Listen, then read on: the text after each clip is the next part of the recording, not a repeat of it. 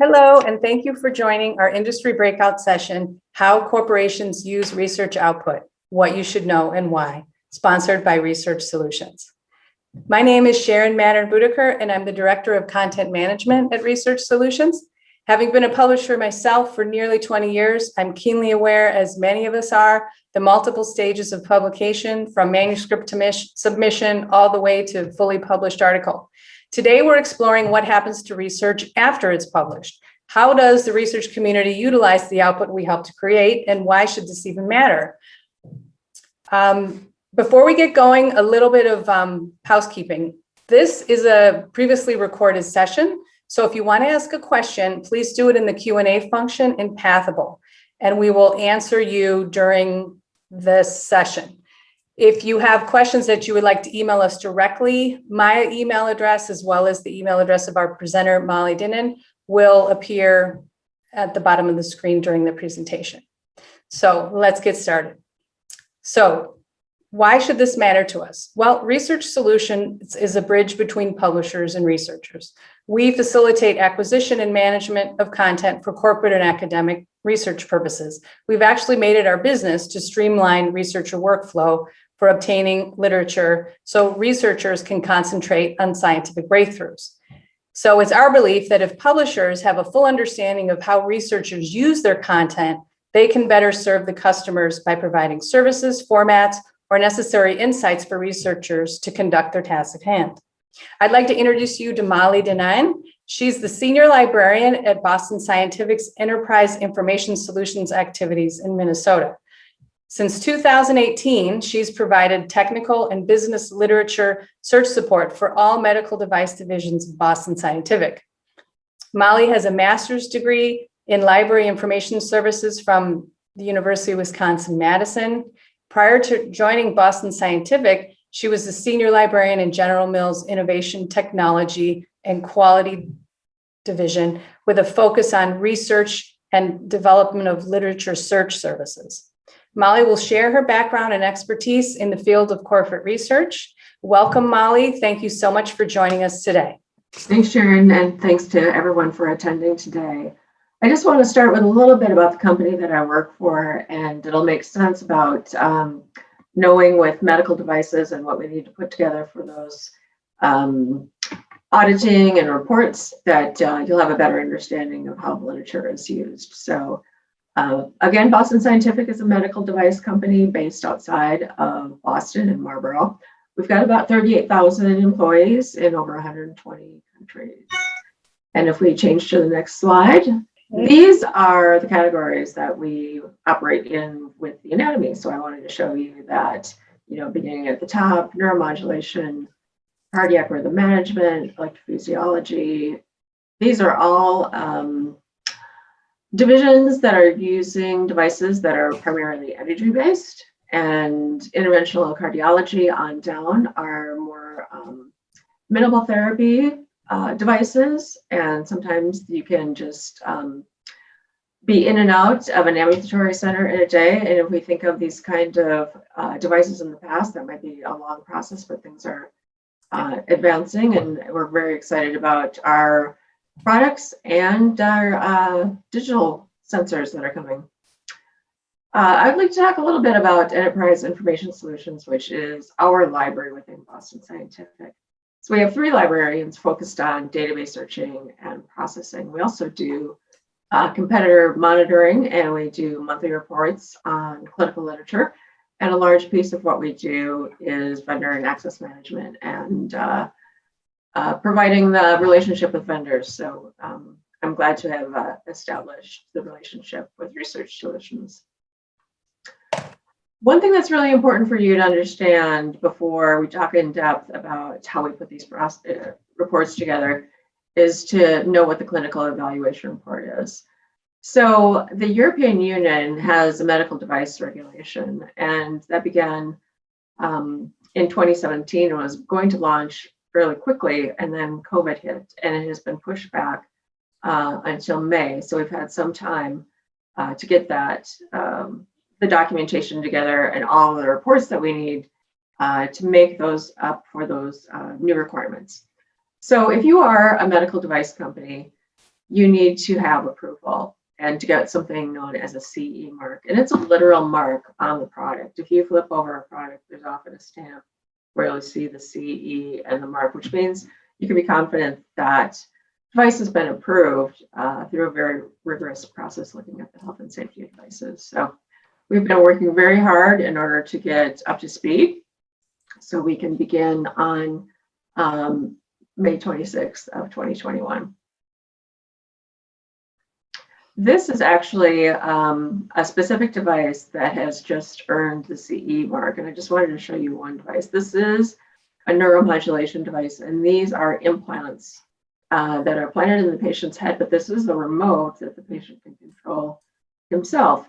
So if, for example, if a Parkinson's patient is experiencing any type of seizure or movement disorder, they can control the device with the remote and kind of give themselves electrical charges in order to reduce the amount of movement that they have. And it's very, I've seen a video of a patient with kind of before and after with him turning on his device, and it's really heartwarming to be able to see that that device can affect him in that way. But this is just an example of a device that has CE mark approval. So how do we fit in with this process of putting the CERs together? So the CERs are reports that are a few hundred pages, and us as EIS, as librarians, has one piece of putting this report together. And we work with the medical writers and clinicians to gather the literature that they need in order to do some analysis on what has been published in a specific time frame. So what do they do? What primarily they're doing is they want to launch a product. So they will look at our devices, competitor devices that may or may not be equivalents, and gather all of the literature based on those devices and read that either they can be reviews. Sometimes we can be asked for preclinicals. We can be asked for case reports and meeting abstracts. So we gather all of that through a very in-depth search strategy. We also need to understand the state of the art, the indications. So that might indications, you might think of that as what you've been diagnosed with. So the indication would be prostate cancer, arrhythmia, depression, and so on. And so our primary internal customers are medical writers. So Molly, what happens to the articles that you collect once you've discovered them and identified the articles that you want? How do you obtain them? Do you store them? Do you actually order the articles, or do you only use citations? What happens to the articles once you've collected or identified the articles you want? Sure. So once we go out and do the search, and we're primarily using Embase as our primary search tool, and then we have backups just to ensure that if anything was missed in Embase, we would find it in another database. But what we do is we go out, first of all, we create the search strategy based on a worksheet or form that the medical writer has put together to let us know some keywords and some other names. But it's part of our job to know how the database works, to find synonyms and other control vocabulary in order to pull that device in. So first we create the search strategy, then we execute the search in Embase. We take the files from Embase and we import them into EndNote. So once you start importing all these various files into EndNote, then we are finding the full text, we're finding the reference updates. We go through and assign whether all these the references need to be grouped by whether they're clinical reports, whether they are reviews, meta-analysis, systematic analysis, and so on. And so all of that comes as a package, as an EndNote library. So once we've pulled in all the PDFs, we've organized it by document type. We create a Word document that documents the search strategy that we used, and then all of the references after that. So all of that, the Word document, the EndNote library, all of the articles that have been pulled into that EndNote library get provided to the medical writer. Then we store those ourselves in a database that is organized by device. So if I need to go back and find out what types of reports were on a device 5 years ago, I can just go into this database and pull them. And that will help me. If that search strategy was successful, then I can reuse and replicate some of that strategy. And so we're assuming then you utilize an annual copyright license with a We do. reproduction rights organization so that you have the material that you need to use it Yes. internally as needed. How important is the version of record for your process? I mean, are preprints or author versions equally as good for your purposes, or does it need to be the version of record? Or ideally, the version of record needs to come from a peer-reviewed journal. Ideally, we're looking for the clinical studies. In some cases, we may want to see the meeting abstract as part of a preview of what's coming, but then we may find out that the meeting abstract never made it into a journal as a clinical article. So that becomes less valuable. So yes, we use Embase, as I was saying, Medline from Ovid, and we don't use Google Scholar just because we don't know, there's not as many,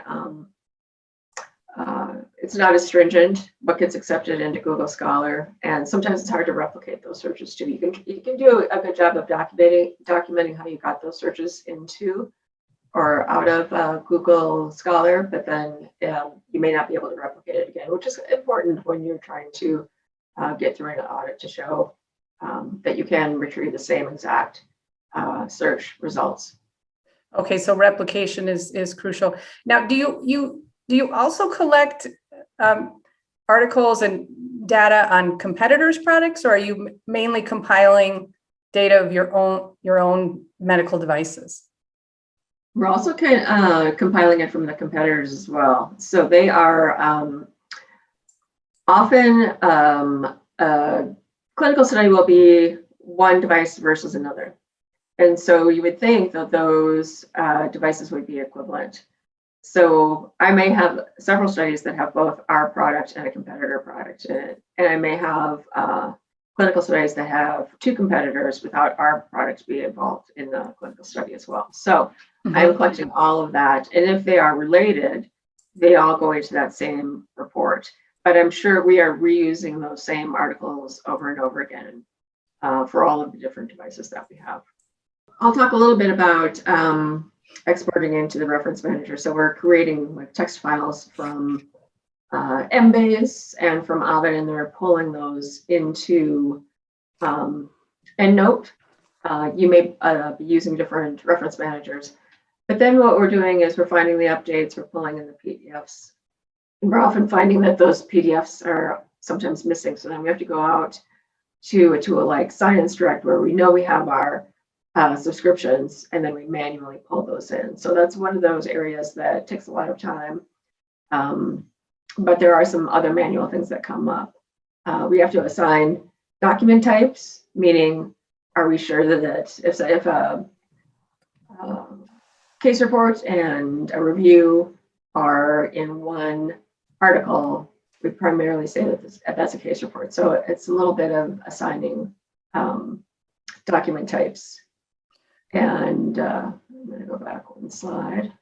And Molly, you and I talked a little bit in the past few weeks about some of the challenges of your work. And you said one of the major challenges is the fear of missing out on certain medical literature. So you have to do routine checks to make sure you haven't missed out on any key medical publications. You have probably right now quite a few publishers and potential authors right now listening to this interview. If there's anything you can suggest for them to make your work a little bit easier in order for research, what's your ask? I think one thing, I don't want to assume that it's a simple ask, but it would be very helpful if we would know somewhere in the indexing how many patients are part of who are participating in a clinical study. A lot of times we're asked to find clinical studies with 10 patients or more. So when you're pulling in hundreds of references into a report, I mean, they can be anywhere between 200 and 1,000 references. And if someone says, can you find or reject the studies that have fewer than 10, there's no good way to find that through a search tool. So what we do is we end up manually just scanning all of those hundreds of references and are trying to find the number of patients. And sometimes the number of patients is written out as 42, or you'll see the numeral 42. So it's not a quick scan to either just find the numbers. You need to actually read the abstracts, which can take a lot of time.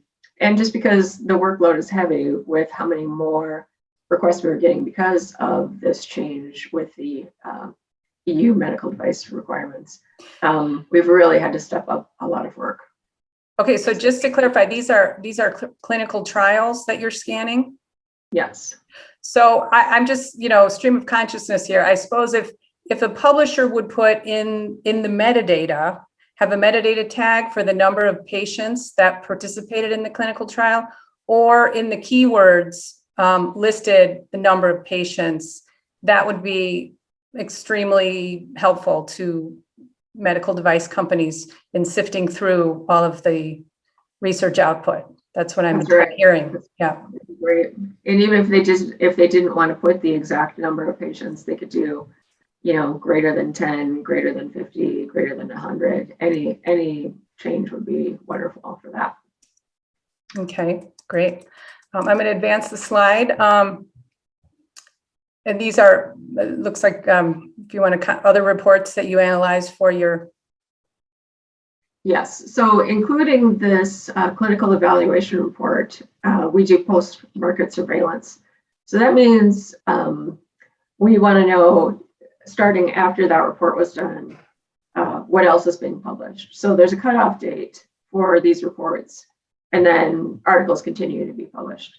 So those are often called post-market surveillance or annual reports, which are published each year. And some of those are required by notified bodies, and others are just reports that we want to keep internally because we want to monitor our own products and our competitors' products. So we're being asked by the medical writers and the, so we're being asked by the medical writers to perform those reports as well, and they may keep those in their own archives.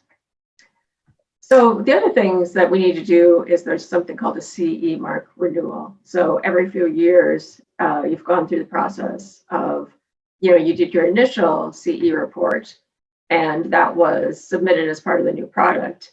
But in order to get a renewal from the notified bodies, you need to go back and prove that your product is effective and continues to be safe. And so you'll have to resubmit in order to get a new CE mark. And for those of the attendees today, some of you might be more familiar with the FDA.